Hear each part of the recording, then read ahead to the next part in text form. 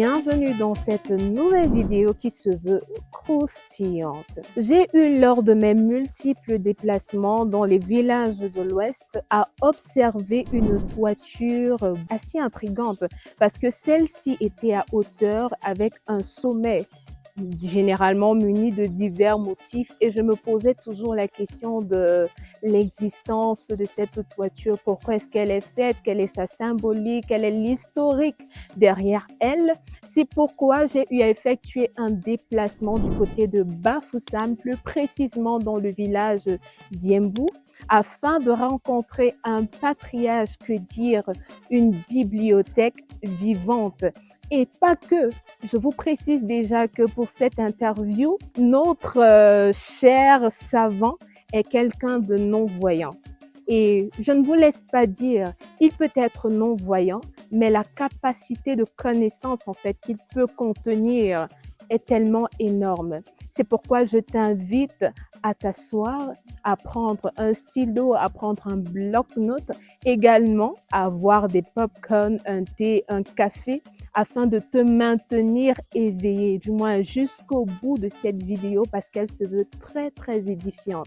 Il ne nous dira pas simplement ce qu'est une toiture conique, quelle est l'histoire derrière elle, mais il va également parler de la culture bamileke en gros et plein d'autres connaissances que peut-être tu ne connais pas, peut-être tu te poses comme question, mais il va prendre le temps de vraiment mettre du doigt sur tout ce qui semble tabou. Également, si tu as un projet de construction et tu as besoin d'assistance, tu as besoin de conseils, tu as accompagnement, n'hésite surtout pas d'écrire en commentaire et nous ferons le plaisir de t'accompagner. Sur ce, je te souhaite une belle écoute.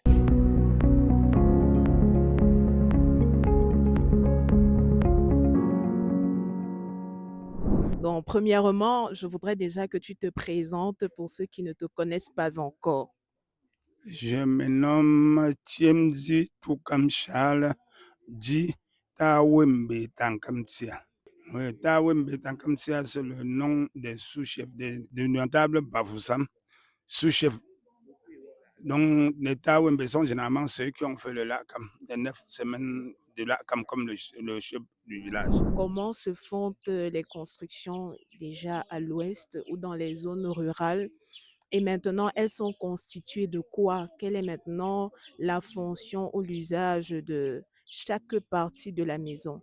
Donc, premièrement, quelles sont les parties d'une maison qu'on va retrouver à l'ouest et quelle est l'importance, l'utilité, la fonction de chacune de ces parties-là? À l'ouest, généralement, ça dépend. Il y a la distinction entre les bâtiments construits qu'à partir de la tradition dont je t'ai parlé tout à l'heure. Tu ne peux pas être notable et construire chez toi de la même manière que celui qui n'est pas notable. Ah oui, il y a la construction d'une conception, dans la construction d'un notable qui doit toujours automatiquement être différent de la construction des maisons chez celui qui n'est pas notable. Également, à la chefferie, tu vas voir les constructions seront différentes des constructions de quelqu'un qui n'est pas notable. Tu ne peux pas ne pas être notable, construire les maisons avec les toits coniques. Tu ne peux pas ne pas être chef du village, construire les maisons avec les toits coniques. Tu ne peux pas ne pas être notable.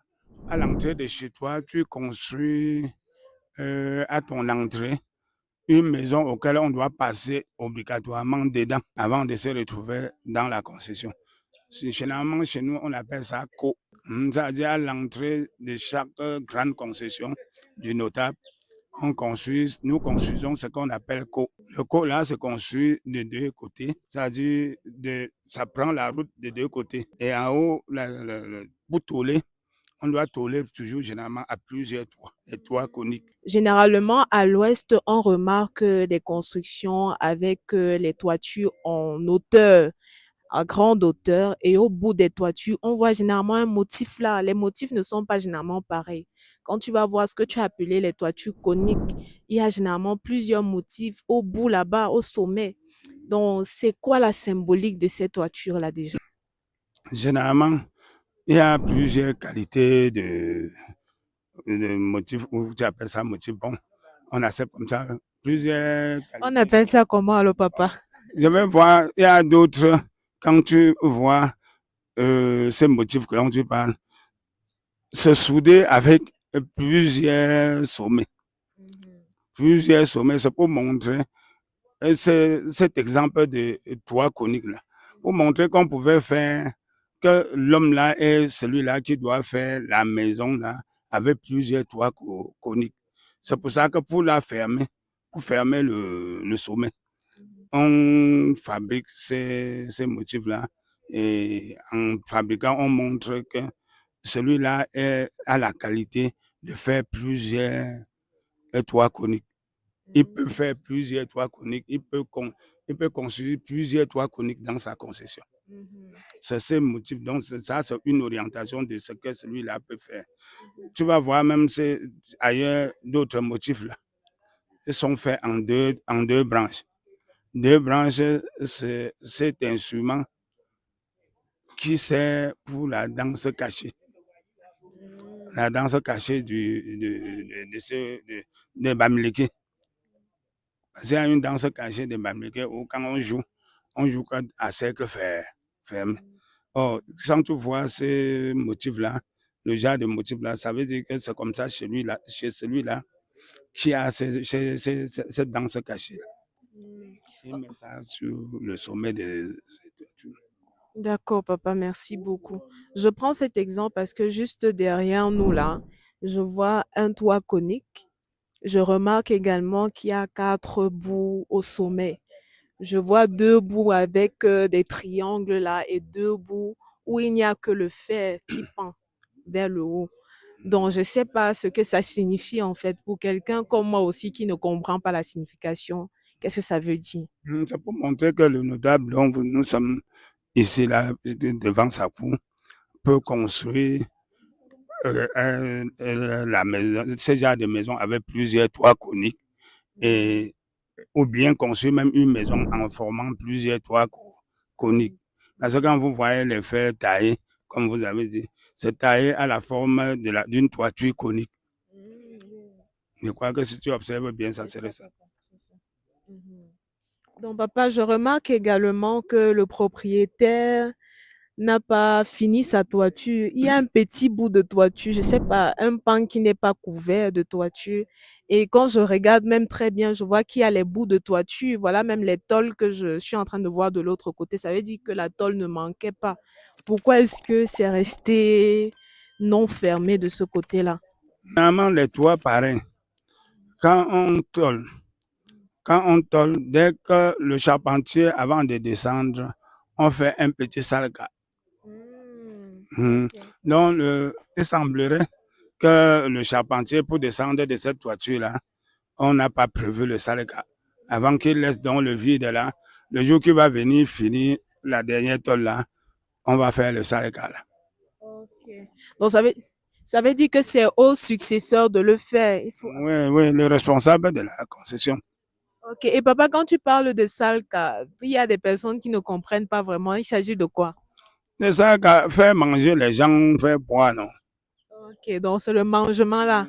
Donc il a construit, il n'a pas encore fait le mangement. Est-ce que c'est n'importe qui est notable, ma fille? Un notable est censé être celui-là qui a un peu et qui est capable de réunir plusieurs pairs. Ok. Également, je voudrais savoir, parce que la toiture là, elle m'intéresse beaucoup, je la trouve jolie. Est-ce que moi-même aussi, je peux mettre ça sur ma... Non. Non, chez nous, si tu es Bamileke, n'ose même pas, ne tente même pas, parce que tu vas dormir là-bas, les ancêtres vont venir te réveiller. Et jusqu'à ce niveau, papa. Oui, est-ce que ce n'est pas, c'est indiqué pour ceux-là? Donc, je t'ai dit tout à l'heure, en passant, que ne peut construire ça que le notable qui fait la même réunion que ceux-là, qui est de la classe là. Ok, d'accord, papa. Et je me disais aussi que c'était à titre identitaire, donc on parvenait à reconnaître les notables, aussi un signe de richesse, parce que pour faire une toiture de la sorte, normalement, ça prend beaucoup de matériaux, donc ça coûte énormément. Et là, je me suis dit que peut-être même quelqu'un qui n'est pas Bamileke, il peut juste passer, voici, dit, ah, je vais aller dans mon village faire la même chose. Ça va pas. Bon, chez nous, non, je ne pense pas que tu vas envier ce que tu ne sais pas pourquoi on a fait. Je ne pense pas que quelqu'un va passer en route envier ce qui ne sait pas pourquoi on a fait que ça. Qui sait qu'habituellement, il voit tel genre. Il passe subitement en route, il voit ce qu'il ne sait pas pourquoi on a fait. Il en vit. Bon, s'il en vit, c'est à lui de savoir parce que tout ça, je te dis que nous, ici chez nous, nous respectons les us et coutumes de chez nous. Et nous continuons à respecter ce que nos ancêtres ont eu à faire. Et ne doit faire que celui qui est habilité à faire. Il y a aussi un autre motif que je vois généralement sur les toitures, c'est comme au sommet du toit conique, on a mis un coq. C'est plutôt comme un coq qu'on a dessiné. Qu'est-ce que ça veut dire? Généralement, j'ai aussi posé la question. Bon, on m'a relaté parce que quand on dit le coq, c'est des insignes des loges chez les Blancs. Ah bon? Ce n'est pas comme chez nous. Nous, ça, c'est nos insignes ici chez nous, les Bamileke. Je t'ai dit que, comme tout à l'heure, tu me parlais d'une toiture derrière nous et qui était faite avec au sommet plusieurs gestes de toit. Je t'ai dit que ne peut faire que celui qui appartient, qui est habilité, qui fait la réunion là. Donc le coq et tout ça, tous ces insignes, ne doit mettre ça sur ta maison que celui qui est de la loge de ceux qui ont créé ces machines.